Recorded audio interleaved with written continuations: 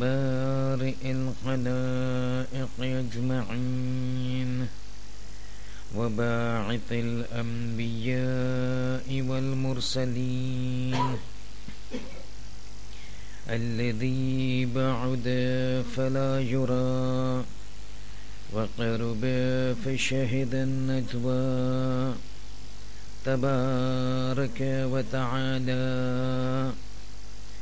ثم الصلاة والسلام والتحية والإكرام على خاتم النبيين وسيد المرسلين والشفيع المذنبين الرسول المؤيد والنبي الممجد المصطفى الأمجد أبي القاسم محمد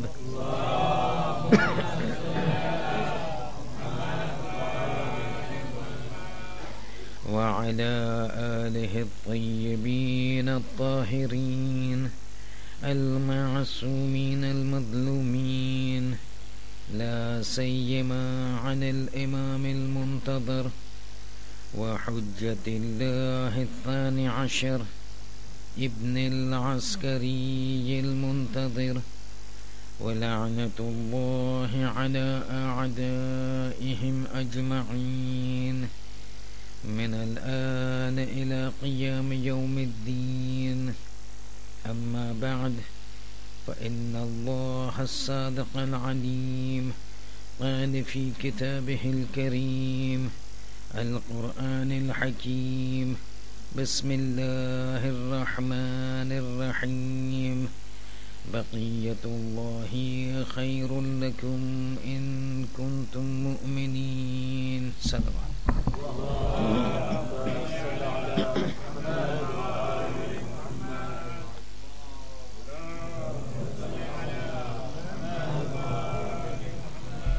Brothers and sisters, Assalamu alaikum wa rahmatullahi wa barakatuh.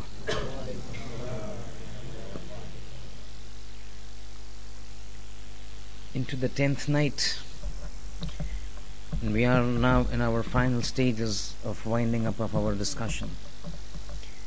So we got tonight's lecture, and then one more day after tomorrow. It's usually said that you need to keep trying even if you do not succeed, because there would be a time then you would become successful. However, I do realize it's been on 2 or 3 occasions in these last 9 nights that I have given you the assurance that I would endeavor and make an effort to recite within the time that has been given to me. Unfortunately, I keep falling back on my promise. So eventually I've given up on myself. Today I'm not going to make any more assurances. We will let the lecture go and let's take it as and how it's reached. If we finish 45 minutes, we finish 45 minutes. If it takes 1 hour 30 minutes, we take 1 hour 30 minutes. But I will try not to make it 1 hour 30 minutes.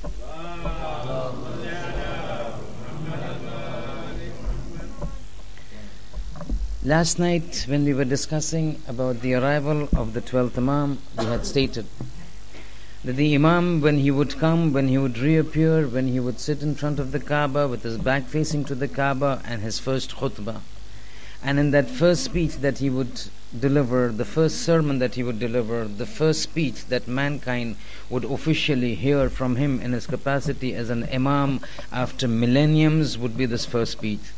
And because of the nature of the speech, because of the circumstances that would be present at that time, and because in view of the fact that he would be embarking on a global mission, the speech becomes extremely important, and assumes immense significance, because it's going to outline the nature of this mission of his. And last night we discussed as to how various parts of the speech, various parts of his khutbah, various parts of his sermon identified certain objectives that he would follow, certain principles that underlay his entire mission, and certain things that he would want to offset in his endeavor to ensure that we join his ranks and not oppose him. And hence his final warning, his final alert that وَلَا تَخْذُلُونَا وَانْصُرُونَا, do not abandon us but help us, cooperate with us, because in this is your salvation and deliverance. And then we explain that in order to substantiate his claims of his relationship to the prophets, he will bring about several inheritances with him. He will bring about several signs and several aspects related to the past prophets. And at one point we had stopped when we had said that with respect to Sulaiman and with respect to Musa and with respect to Fulan and Fulan, all the other things that he would bring with him, we had come to the point when we had said that he would bring about with him something that was closest to him, something that was nearest to him, and that would be the Holy Prophet. And we said he would come with the amama of the Holy Prophet, and he would come with the shirt of the Holy Prophet, the qamis of the Holy Prophet, which he had worn in the battle of Uhud. At this point of time, one more thing, something extremely important that the tradition says, and the tradition is of Mufaddal ibn Umar from the 6th Imam, Sadiq ala Muhammad Ja'far ibn Muhammad Sadiq alayhi salatu wassalam. This tradition has been narrated by Mufaddal ibn Umar. Now you have to realize, I have explained before that all the companions of the Imams were not of the same level, caliber, potential and ability to understand. Mufaddal ibn Umar is one of those companions who was par excellence in the companionship of the 6th Imam. There are companions who were good in fiqh, so they were given a lot of importance and lot of ahadith by the 6th Imam in terms of fiqh. So the first person that comes to mind in the time of the 6th Imam, who had a great capacity, he was a faqih at that time, who could understand the concepts of fiqh very heavily, was Zurarat ibn A'yun, a very immense personality that he's been referred to by the Imam as a faqih. So you would find majority of the traditions of fiqh from the 6th Imam coming to us through Zurarat ibn A'yun. But when it comes to Mufaddal ibn Umar, he was that personality who had a great ma'rifat of the Ahlul Bayt, a great understanding of the Ahlul Bayt. So you would find when the issues of imamat would be there, when issues of aqaid would be there, when issues of the lofty understandings of the ma'arif of Islam would be there, Imam would sit with Mufaddal ibn Umar and talk to him. There is also a small little book in which the various aspects, various rulings about the reasonings about why certain aspects have been made into this world by God has been indicated by the 6th Imam to Mufaddal ibn Umar, referred to as Tawheedul Mufaddal. An extremely important, very nafis book. This Mufaddal ibn Umar is now asking the 12th Imam, is asking the 6th Imam, when the 12th Imam would come, in addition to the things that you have maintained and you have mentioned, what else would he bring? And one last point before we move further, because now we need to move further from Makkah after the arrival. So the 6th Imam is telling Mufaddal, إِذَا قَامَ قَائِمُ آلِ Muhammad, when the Qaim of Al Muhammad, when the Imam of the Al Muhammad is going to reappear, he will bring with him something that is extremely significant. And this thing has only been used on 2 occasions prior to the 12th Imam. So Mufaddal asks, what is that thing? So at that time the 6th Imam says, when he comes and when he appears, he will bring forth with him the standard, the flag of the Holy Prophet. This flag of the Holy Prophet is a special flag, is a specific flag that was given to the Holy Prophet upon the orders of Allah subhanahu wa ta'ala from the heavens, brought by Hadrat Jibreel and given it to the Holy Prophet in the battle of Badr.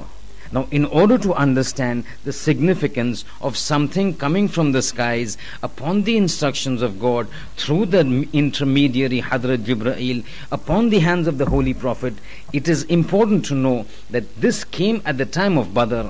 Badr, if you look into the entire history, the Battle of Badr is an extremely sensitive position, an extremely important event, an extremely significant event that changed the entire road of the Islamic history.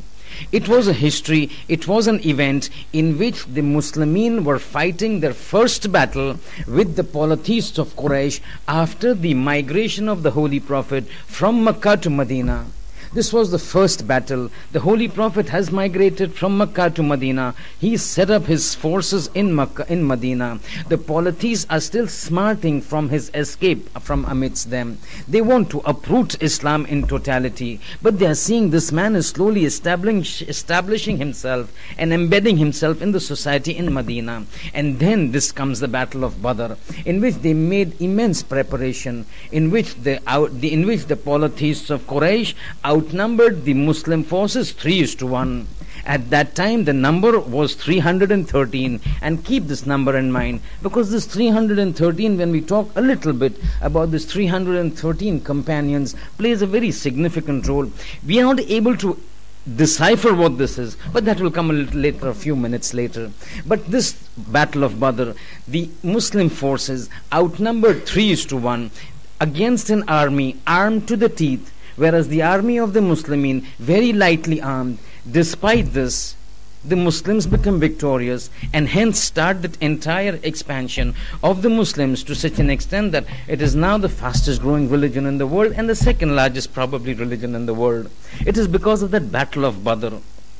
Tradition says in this Battle of Badr, a special flag was revealed, was descended from the skies and given to the Prophet. But the barakat of this and the barakat of 3,000 angels, which the Quran says was who came down from the heavens to assist the Holy Prophet in this endeavor and his first battle against the polytheists of Quraysh, that this flag was used. The sixth Imam is saying, after this, the Holy Prophet wrapped it up and never used it again. After that, when he was about to pass away from this world, he gave this flag to Imam Ali alayhi salam, Ali ibn Abi Talib alayhi salatu was salam.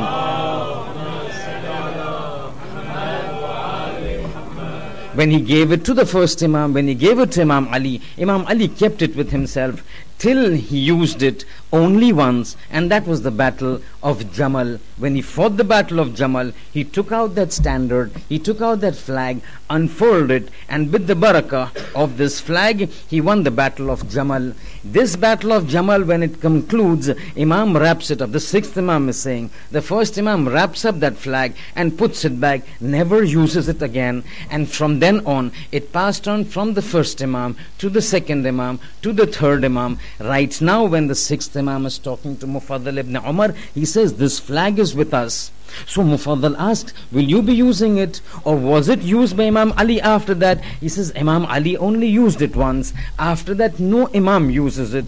It is right now in my possession, but I will also not use it. After me, it will go to my subsequent Imams. None of them will use it. The only time it will be used, after the time in the Battle of Jamal, used by Imam Ali alayhi salam. The next time that it will be used, and next time that it will be unfurled, will when the 12th of our Imam, the representative, the final representative of God, when he comes on, he will take this, and when he launches his global mission, he will use this flag to start that global revolution of peace. At that time he says, but you know, Ya Mufaddal, this flag is not an ordinary flag. It's just a small little incident that I just want to, an information, and then we go on. It's got nothing to do with our this thing. But certain things we need to realize, how divine intervention always comes when the path of truth is being followed. He says, Ya Mufaddal, do you know that this flag that you see, normal flags are made up of cotton. Normal flags are made up of normal worldly material. He says, Ya Mufaddal, understand. And this is the tradition. I've got it in Arabic, but I just want to just give the translation. It's saying this is not from Quttan, and this is not from Harir. It is not made of cloth or cotton. It is not made up of satin. It is not made up of silk. It is not made up of wool. It is not made up of any material that you find into this earth. It is made up of a material that is found into the heavens. From the heavens, the material from the heaven, this flag was made and is brought down, and under this flag, Islam would be launching, the 12th Imam would be launching his global mission of peace. This aspects, Imam says, will be there when the 12th Imam brings it, and it is under this banner that the entire mission will start. And now when this happens, and the 12th Imam comes, and all these things are shown to the people. Then the revolution, then the mission starts. It is at this time, if you remember, I had mentioned, the 5th Imam says, once Imam completes his khutbah, at that time, Yajma'ullah, Allah will gather together the 313 companions who are considered the core and the essential pillars under the Imam in establishing this government of peace and tranquility. 313 companions, completely different from normal people, not regarded as ordinary people. This number itself plays a very important figure, because this number, whenever the Imams would talk about this specific group, whenever the Masumin would talk about this specific group, they would always say Adada Ahle Badr, the number that is equivalent to the people in Badr. In Badr, the battle of Badr, we had 313.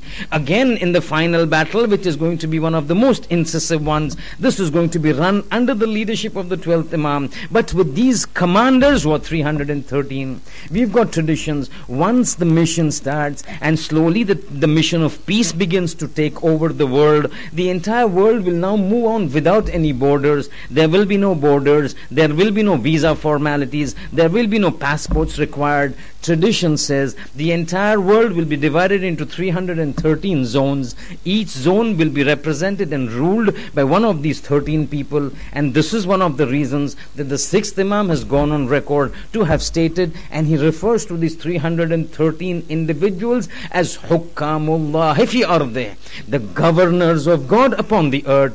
This 6th Imam is looking at a time when this entire world, divided into 313 zones, is now governed by each of these 313 people. He refers to them as Hukkamullah, the governor of Allah upon the earth, under the guidance of the divine leader, the 12th Imam. Now when this moves on and these people come, these the 313 special ones, the first Imam, this is now still they have not come. But the first Imam, in one of his khutbah, Imam Ali says, what do you know who these people are? You do not understand the characteristic of these people. And you will come, and I have been repeatedly saying, that to enter into the companionship of the 12th Imam is not an easy task. Just to bear witness to the oneness of God, just to bear witness to the bear testimony to the prophethood of the Prophet is not just the sufficient criteria, or the wilayat of Ali is not the only and sufficient criteria for a person to enter. There are a lot of requirements that will make people enter, and few of them we will mention inshallah tonight. But when it comes to this characteristic of going forward with this bay'at, you will find that these 313 just stand out, and all the Imams with great respect refer to them, because on the basis of this the entire world will be governed. It is at this point of time that the first Imam says, do you know who these people are? You don't know who these people are, but sitting over here thousands of years ago, I know them. Ala wa inni la a'arafuhum wa a'arafu asma'ahum wa amsarahum. I not only know them, but I also know the names of their fathers, and I know the regions from when they come, from where they will be coming. And we've got this entire list of Fulan ibn Fulan from Fulan place, Fulan ibn Fulan from Fulan place, Fulan ibn Fulan from Fulan place, 313 names of themselves and their fathers, together with the regions that come. And so much emphasis is given. But for these 313 to come, they will not come in an ordinary fashion. They will not come in an ordinary manner, because this mission is not ordinary and these individuals are not ordinary. There are at times, with total respect to all our scholars, there will be so many high-ranking scholars who probably will not find their places into that group, because that is an elite group, with iman, with conviction, with amal, with thinking, with ideology, with loyalty, completely beyond par with anybody that we've ever seen or we've ever known. one of the things said is, these are individuals who are so dedicated to the Imam that not a second of shak and skepticism, of disobedience or skepticism on the mission of the Imam would ever transfer into their heart, would ever pass through their heart. But again, that is not the criteria. What I just want to explain, and I said yesterday, we'll just give you a brief preview of how these individuals would come. Because these have been selected for a special mission, they will be brought before the Imam in a special manner. Because they are non-ordinary, their means of coming to the Imam are non-ordinary. I will just read out 3 instances, and basically these are those traditions which indicate that these special people will be subjected, will be provided special means to come to the Imam. The 5th Imam says, the moment the 12th Imam will complete his khutbah, Allah will gather these people and they will be before the Imam. And then the instance of bayat would start, which I mentioned last night. Listen, how will these people come? Traditions tell us very quickly. I will just read out 3 sentences, a little explanation, and then we will move, because again, the time is of an essence. Tradition says that they will not come the normal way. One of the ways with which Allah will gather them, they might not be in regions. If you look at that list, they are far-flung areas from Makkah. Some are in Iran, some are in Iraq, some are in Yemen, some are here, some are there. Probably some from the Indian subcontinent. But even from those regions, they will move into Makkah in a way that is out of the normal. 3 ways tradition says as to how, depending upon these people, because even amongst them, there will be categories, there will be levels. Not all of them will be on the same level, but all of them will be beyond what you and me can even think of. Tradition says one of the ways by means of which they will be pulled from wherever they are and brought before the 12th Imam to start this mission is وَمِنْهُمْ, and amongst them the tradition says وَمِنْهُمْ مَنْ يَفْقُدْ عَنْ فِرَاشِهِ لَيْلًا فَيُصْبِحُ بِمَكَّةٍ. This morning when the Imam is rising, these people are in their own houses sleeping on the bed. وَمِنْهُمْ, from them, مَنْ يَفْقُدْ عَنْ فِرَاشِهِ لَيْلًا, night they will sleep on the bed. In the morning when they get up, they are before the Imam. What job this is. These are not normal people, so they will not be dealt with normally like you and me. They will sleep in their beds at night. The morning when they get up, they are in front of the Imam as soon as Imam finishes the khutbah. Bayat has to start. There are so many things we will discuss. When Imam starts, there are so many things. He will first start in Makkah. Then he will go to Medina. Then he will go to Kufa. Today we have to discuss, we have to rush today.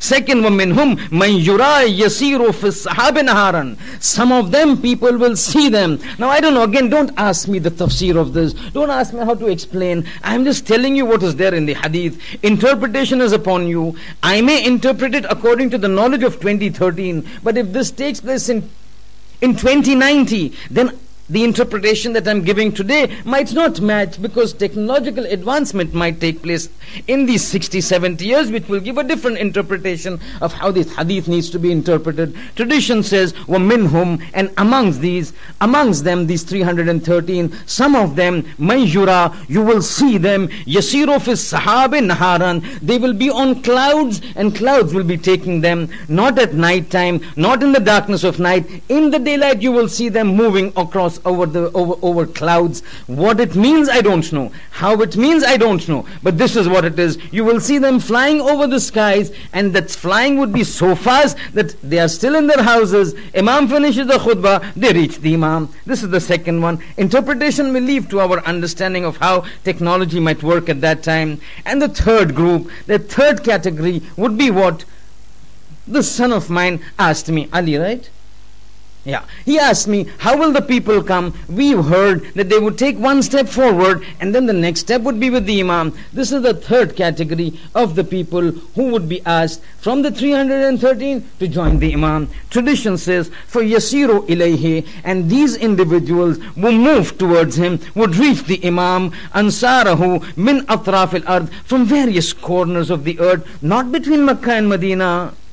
Not between Riyadh and Medina and Makkah, but from atraf al-ard, from various corners of the earth, to tatwilahum tayyan hatta yubayyi'uhu. The earth will move and squeeze under their hands. The earth will squeeze under their legs. So they take one step. Normally, you want to walk from here to a certain region, you might require 15 minutes and 500 steps. But there is something which is called tayyul ard. Tay means to fold the earth.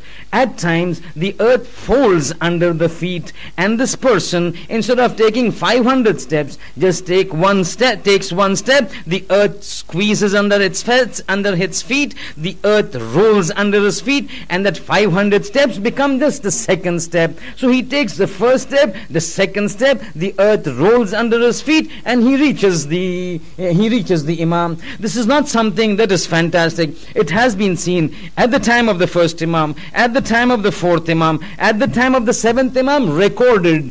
This means, it doesn't mean what I'm saying, the first Imam, the fourth Imam, and the seventh Imam, that the other Imams did not do it. What I'm stating is, Zainul Abidin was taken over there and is captive. Then you hear that Imam comes again from the Zindan, from the prison of Kufa to Karbala to bury his father. How does he come? The Tayyul Ard. He leaves from there, reaches Karbala, gives the kafan, gives the ghusl, buries him, and goes back. This is that event. With the same thing, again with the seventh Imam, in the Zindan, in the prison, he goes and takes one of his companions to Medina, the ziyarat of the Holy Prophet, comes back again. Matter of moments, the entire distance is traveled. The same means would be adopted for these 313 people to make them reach the Imam. But this is again not just for the Imams. There have been so many instances where scholars have been able to do it. But again, now we will be deviating from our part if we move down the track. But these are those 313 hardcore, hard-hearted in terms of the religion. They don't waver. They are strong. Because of this, they are given this rank. Now when those 313 gather together, but still now the mission doesn't begin, because you've received the governors. You still need the manpower. Tradition says Imam will continue to remain in Makkah till 10,000 people gather. It does not mean, when we say that the first movement will be 313, so people like me would be left behind. No, those 313 get top priority. They reach the Imam, but the other people like me, people would want to go and help the Imam. Probably amongst us there would be people who are among the 313, but I consider myself out of the 313. Should I get dejected that I might not reach? Tradition says no, that first wave of 313 complete, then slowly the people under the 313, in terms of Iman, in terms of faith, in terms of Amal, in terms of Aqidah, in terms of loyalty, the second tier now slowly start coming. They may see some of these miracles, they may not see some of these miracles, but they slowly start coming till a force, till a group, till a support of 10,000 people gather together. When this 313 and another 10,000 people gather, this is when Imam now officially launches his mission. You remember that this 10,000 is still again not the final figure. It is not 10,313. You will still find, you remember that incident when we talked about Sayyid Hassani, the Sayyid Hashimi, with 12,000 people. He confronts the Imam. Then the Imam gives him the proofs that he is the Imam, that bird flying, that rock being powdered, that dry stick becoming fresh. That 12,000 will again join with the Imam. So initially he will start with 313. He will wait. He will not move out of Makkah till he gets 10,000. Then he starts moving out of Makkah. He meets Sayyid Hassani. Another 12,000 added. Now the official campaign launches. But by the time he's waiting for the 10,000 to gather, he already has his governors there. Imam starts work in the city of Makkah. He's come for a global revolution. He's come to change the world. He's come to correct the wrongdoings. He's come to bring back the world and Islam to its pristine glory. He will start from where he was. The correction starts in Makkah. And in Makkah he embarks on certain corrections. First thing that he does is, he has to change. So let him start in Makkah. The first thing tradition says is, he will turn his attention to Masjidul Haram. إذا قام القائم Hadama Masjidul Haram. He will break the Masjidul Haram. Why? Because he wants to restore Masjidul Haram to the original sketches of Hadrat Ibrahim and Ismail. When Hadrat Ibrahim and Hadrat Ismail intended to build the Masjidul Haram and the Holy Kaaba, they had made a master plan. That master plan was never implemented, neither at the time of Hadrat Ibrahim, nor at the time of the Holy Prophet, nor at the time of the Imam. This Imam is going to sort everything that was left undone, either because of circumstances or because of oppression or for whatever reason. Imam says, the tradition says, sixth Imam says, he will break the boundaries of the Masjidul Haram and he will expand that boundaries to that original sketch of Hadrat Ibrahim and Hadrat Ismail when they were ordered by God to create Masjidul Haram. The Masjidul Haram that will be there, it will be much wider, which will be much bigger, and tradition says one of the reasons is that when the world will become will become the adherent to the Imam, this expansion will help out at the time of Hajj. But again, that is an explanation that we want to move forward. That is the explanation of the ulama that we want to just right now just ignore and move forward with the traditions. So the first thing that he will do is he will restore Masjidul Haram to the sketch that was the original master plan. By whom? By the Sheikhul Anbiya, Hadrat Ibrahim alayhi salam. Having done that, having extended the boundaries of Masjidul Haram, he will not stop. He will still work in Masjidul Haram, inside the Masjidul Haram, next to the Kaaba. All those who have gone for Hajj or for Umrah do know that near the Masjidul Haram, inside the Kaaba, you have the Rukn Yamani, and then you've got something which is called Maqam Ibrahim. This Maqam Ibrahim is something that is there from the time of Hadrat Ibrahim. This mission that is supposed to be launched is a mission of correction, a mission of peace, a mission of changing everything that was right. Over here you will find that Maqam Ibrahim that is currently there is not the right place. Maqam Ibrahim, for the benefit of my young brothers, is that piece of rock on which Hadrat Ibrahim stood to make the Kaaba. This piece of rock was very close to the Khane Kaaba, to the walls of the Kaaba, because that's where he would stand and put brick after brick in raising the walls of the Baytullah. When that was built, this Maqam Ibrahim had a place that was closer to the wall. After the time of the Holy Prophet, in the time of one of the Khalifas, between the time of the Holy Prophet and between the time of Imam Ali alayhi salam, one of the Khulafa moved that Maqam Ibrahim from its original location to where it is located now and placed it. It continued to remain there for several years till the first Imam comes to the reality, comes to the Khilafat. He endeavors, as he always did, whenever there was bid'at, whenever there was innovation, whenever there had been changes in the rulings of Islam, he endeavored to change it. When he came, one of the things he embarked upon was to remove the Maqam Ibrahim from where it is now and endeavor to put it back to where it was. But as always, there were people who resisted it, people who were followers of those individuals who had actually moved that. When Imam Ali alayhi salam tried to do it, he met with a stiff resistance. That resistance prompted him to back off, because now he had to take a decision. Should I concentrate on this and create some sort of a civil war, or let it remain as it is and focus on more important things? Because he knew he had a very short time in his hands, and even in that short time of 4 years, odd months, he had to fight 3 major battles. So in view of those facts, in view to stabilize Islam and the Islamic empire and the Islamic domain, he said, I will leave this Maqam Ibrahim, I will leave it for my Janashin, I will leave it for my successor, my 12th Imam. One of the things the tradition says is, in Makkah, after the expansion of Masjidul Haram, the 12th Imam will uproot the Maqam Ibrahim and take it to the place where it belongs. Change needs to be done, reformation needs to be done, what is wrong needs to be corrected. We start from where we are. After that, the tradition says, Imam goes out of Makkah heading towards Medina. As he's going out of Makkah, he puts a deputy, a nominee, a representative in Makkah. In my absence you will rule, I am going out. As he goes out on his way from Makkah to Medina, the people, there are still enemies. The whole of Makkah has not converted into Islam. There are some individuals who, out of compulsion, out of force, out of fear, now bow down before the Imam. Imam. But the moment they realize this man has now walked out of Makkah and his governor is there, few people, a group gathered together, they rebel, they kill the governor of Imam, and they establish their own rule. This word reaches the Imam. Imam is already on the way to Medina. He returns back with his army, with his supporters. They enter into Makkah. They subdue the revolution. They subdue the rebellion. They remove the people who were involved, puts another governor, and now moves towards Medina. Because in Medina there is a lot of work. Sallu ala Muhammadin wa ala Muhammad.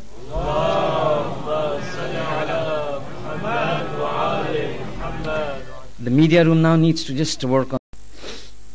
If it's cold outside, we switch on the heater. If it's hot outside, we switch on the AC. Listen to the state of Asghar. 7th of Muharram, water terminates. It stops. Because of the immense heat and the lack of water, Rabab's milk also dries up. Now this incident that I'm saying is on the night of Ashoor.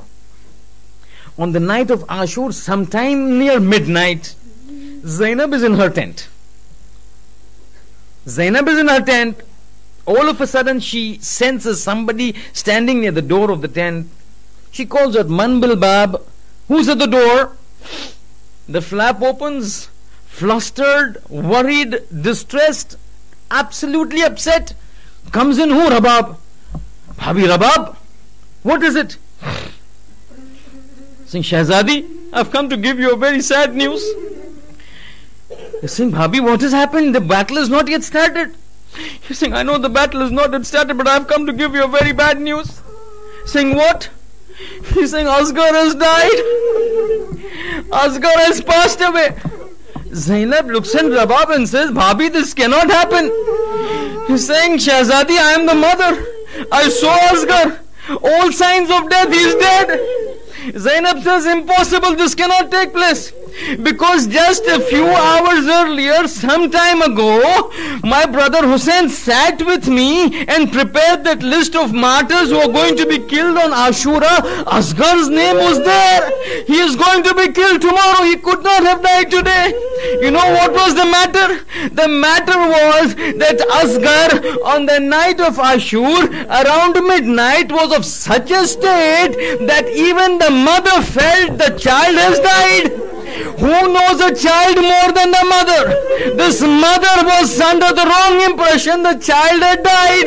This was the state of Asghar at 12 o'clock at night. Now when was the battle? Next day morning. So from night 12 o'clock to next day morning 12 o'clock, 12 hours. Then around 3 o'clock, 4 o'clock, that is another 15 hours. 16 hours, the state of Asghar was such that the mother thought he had died. What would have happened after 15 hours? Do you realize? Sitting over here, so easy to talk. Asghar was thirsty, but look at this young boy's state. No water, no food, no milk of the mother. Mother thinks he's gone. The next day comes, the battle starts, each one dies. Eventually, only Hussein remains. Yandur al Yasar, Yandur al Yamin. There is nobody to help. He goes on to that mountain and calls out the Istaghatha. Now Hussein's Istaghatha consisted of 3 sentences. His calling for help consists of 3 sentences. Hal min nasirin yansuruna. Is there anybody to help us? No reply. Hal min mughithin yughithuna. Is there anybody to give us shelter? No reply. When he called about somebody to help, no reply. When he called about help, somebody giving shelter, no reply. But the moment he raised the 3rd sentence, Hal min dabbin yadubbi an haram Rasulillah. Is there anybody to help and save the chadar of Zainab? This Asghar now, he drops himself from the cradle because now he realizes, my father is not going to come. Because now he realizes, my father is now going to die. Asghar begins to cry. He jumps out of the cradle. As soon as he jumps out of the cradle, Zainab bakat be sautin al. She begins to cry loudly. Hussein hears, comes inside the tent. Zainab, I'm still alive. Why are you crying? He says, I say, brother, because you said, Aman yadubu an haram Rasulillah. Kagba Asghar puts himself out of the cradle. Hussein realizes now is the time for the sacrifice of Asghar. This Asghar's jihad, if you see, even supersedes the jihad of Akbar, also supersedes the jihad of Abbas for a certain matter, because the revolution that Asghar brought, not even Abbas could bring. This small mujahid becomes a big mujahid. Listen, Hussein tells Rabab, now is the time, I have to take Asghar with me. He gives me Asghar. Zainab takes Asghar, puts him into the hands of Hussein. Hussein takes Asghar, is about to go out. He walks a few steps. All of a sudden, Rabab calls out, Sayyidi, oh my Aka, can you please give me Asghar? Hussein turns, says, Rabab, have you changed your mind? He's saying, no, I have not changed my mind. I have not changed my mind. 1,000 Asghar qurban upon you, oh my Lord. But just give him for a few minutes. Hussein gives Asghar to Rabab. Rabab takes him inside, takes a comb, starts combing his hair. Takes a small kerchief, ties onto his waist, takes his sleeves, turns it upside down. Now he picks it up and brings it to Hussein, says, Aka, my son has become a mujahid. Now you can take him for jihad. Asghar is there in Hussein's hand. Hussein takes him before the people. Now all those things happen. He asks for water, nobody gives. He says, give Asghar water, nobody gives. He takes Asghar, puts him onto the ground, steps back, nobody gives.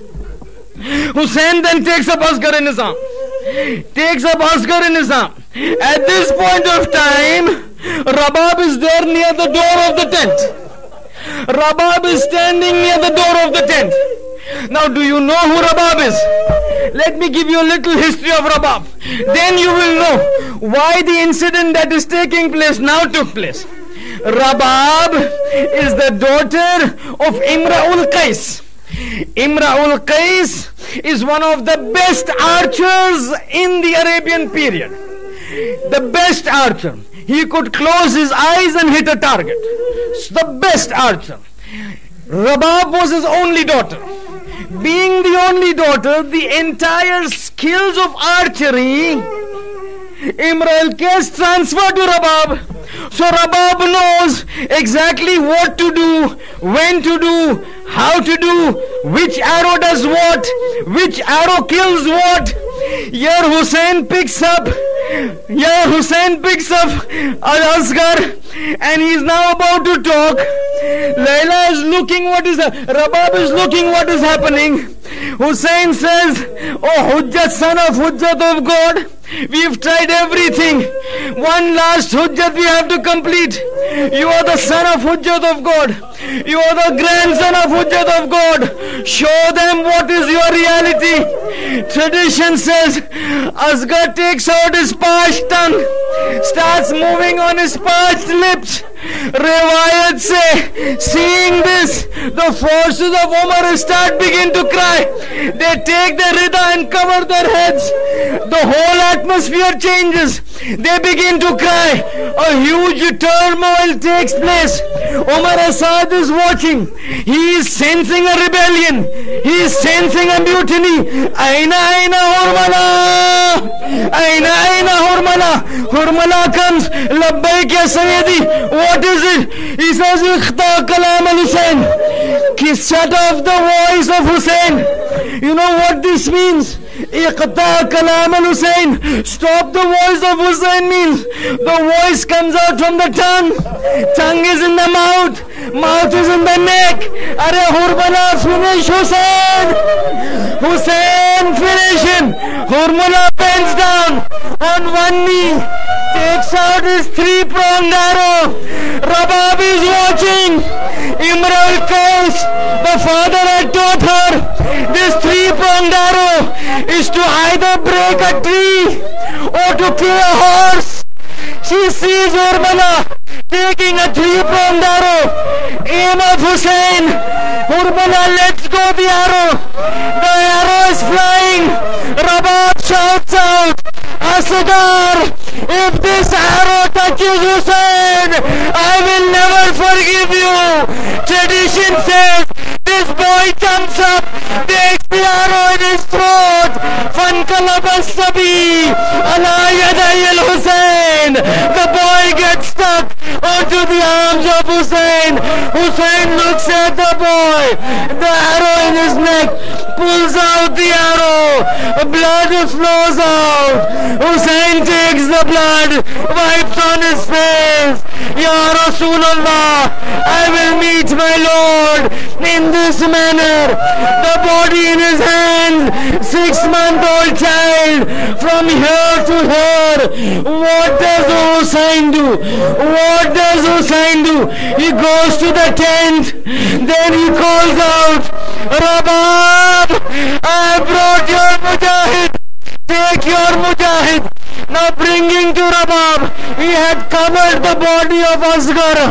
As soon as he says, Rabab, I have brought your Asghar, before Rabab can come out, a small little girl comes running out. Sakina comes running out. She rushes out, catches hold of her father's leg. Small she was, catches her father's leg and says one sentence, Oh Baba, you always loved Asghar more than me. That's why you gave him the water. But Sakina is still thirsty. Now as she pulls the daman, the curtain steps out. She sees Asghar. Here's the arrow from here to this side. Now she doesn't say anything. She rushes into the tent. Oh Amma, my brother Asghar, killed. Arrow from this side, coming out from this side. Oh Asghara, wa musibata, wa Husaina, wa sayalamu alladhina.